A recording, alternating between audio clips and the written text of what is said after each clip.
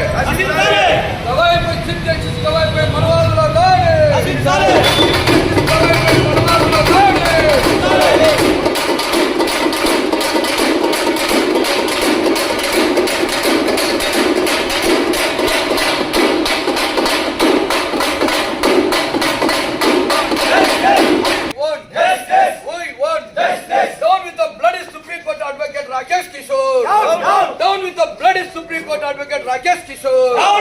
Down with the bloody Supreme Court advocate Rakesh Kishore. Down with the bloody Supreme Court advocate Rakesh Kishore. భారత supreme court ప్రధాన న్యాయమూర్తిపై boot దాడి చేసిన supreme court న్యాయవాది రాకేష్ కిషోర్ ను వెంటనే మందకృష్ణ నాయకత్వం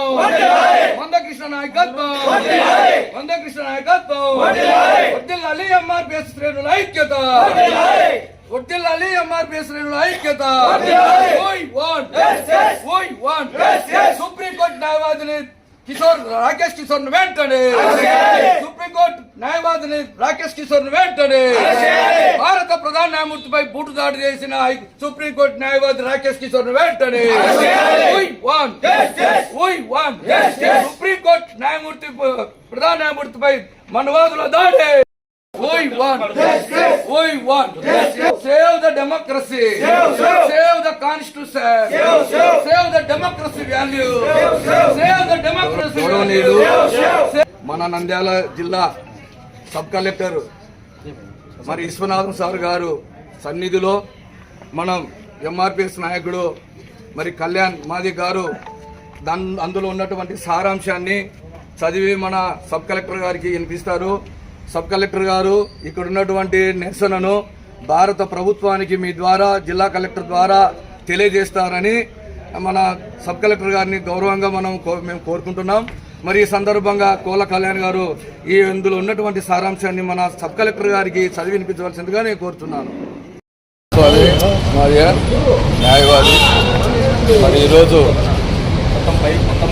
జాతీయ నాయకుడు మందకృష్ణ మాదిగ గారి పిలుపు మేరకు రాష్ట్ర వ్యాప్తంగా అన్ని మండలాలలో రెవెన్యూ డివిజన్ కేంద్రాలలో భారతదేశ సుప్రీంకోర్టు ప్రధాన న్యాయమూర్తి బిఆర్ గవాయ్ గారు, అంతకంటే ముందు ఈ దేశంలో కేరళ రాష్ట్రానికి చెందినటువంటి మరి మాజీ చీఫ్ జస్టిస్ బాలకృష్ణ గారు, బాలకృష్ణ గారు దళితుడు. ఈయన రెండవ దళితుడుగా మరి ఒక మేధావి, ఒక బుద్ధిస్టు అయినటువంటి బిఆర్ గవాయ్ పైన రాకేష్ కిషోర్ అనే 71 సంవత్సరాల వయసు గల ఒక బ్రాహ్మణ మనువాది బూటు విసరడము క్షమించరానిది. ఆయనపై బూటు వేయడం అంటే, సుప్రీంకోర్టు ధర్మాసనంపై బూటు వేయడం అంటే ప్రజాస్వామ్యం పైన దాడి చేసినట్లు, రాజ్యాంగ ఆత్మపైన బూటు విసిరినట్లు, డాక్టర్ బాబాసాహెబ్ అంబేద్కర్ రచించినటువంటి రాజ్యాంగ ఆత్మపైన బూటు విసిరినట్లు. ఎందుకంటే ఈ దేశంలో 3వ కన్ను సుప్రీంకోర్టు. ఈరోజు SC/ST/BC మైనార్టీలకు రాజ్యాంగ పరంగా అనేక రక్షణలు కలుగుతున్నాయంటే మరి సుప్రీంకోర్టు ప్రధాన న్యాయమూర్తి బిఆర్ గవాయ్ గారు అనేక సంచలనాత్మకమైనటువంటి తీర్పులు వెలువరించడం జరిగింది. అదే బిఆర్ గవాయ్ గారు ఒక బ్రాహ్మణుడు కమ్యూనిటీ అయి ఉండింటే మీరు బూట్ ఇసిరే వాళ్ళ, మరి ఒక దళిత సామాజిక వర్గానికి చెందినటువంటి ఒక మేధావి పైన మరి మీ వాదనలు వినిపించండి, ఇలాంటివి నేనేం పట్టించుకోనని చెప్పి స్వయంగా ఆయన చెప్పడం జరిగింది. సుప్రీంకోర్టు హాల్లో తన బెంచ్లో బోటు విసురుది అక్కడ ఉన్నటువంటి సిబ్బంది ఆయనపై పడకుండా అడ్డుకోవడం జరిగింది. బోటు విసరడం అంటే ఆయనతో బోటుతో కొట్టినట్టే లెక్క, ప్రజాస్వామ్యాన్ని కొట్టినట్టే లెక్క. మరి దేశ ప్రధాని నరేంద్ర మోడీ గారు ఇంతవరకు కూడా దానిపైన మరి నిన్న కర్నూలు జిల్లాకు వచ్చిపోయినాడు సార్, నంద్యాల జిల్లాకు వచ్చిపోయినాడు, శ్రీశైలం దానిపైన ఏం మాట్లాడలేదు. మరి అదేవిధంగా సనాతన ధర్మం అంటే బూట్లు వేయడమా? హిందూ ధర్మం అంటే బూట్లు వేయడమా? దళితులను అవమానపరచడమా? అదే నరేంద్ర మోడీ గారి ప్రధానమంత్రి గారి నేతృత్వంలో మరి నూతన పార్లమెంటు భవనాన్ని సన్యాసులతో నువ్వు ప్రారంభించినావు, కానీ మరి అదే మురుము రాష్ట్రపతిని కూడా మీరు చేయకుండా అవమానపరిచారు. అదే రామ్నాథ్ కోవింద్ రాష్ట్రపతిని కూడా మీరు అవమానపరిచారు. ఇప్పుడు సిజే వంతు అయింది. కాబట్టి ఈ రాకేష్ కిషోర్ అనే న్యాయవాది పైన మరి ఒక కమిటీ వేసి అత్యున్నతమైనటువంటి ధర్మాసనంలోనే ఒక న్యాయవాది పైన కమిటీ ఆయన పైన సుమటో కేసు కట్టి ఆయనను శాశ్వతంగా బార్ నుంచి రద్దు చేసి ఆయనను కఠినంగా శిక్షించాలని మేము డిమాండ్ చేస్తున్నాం.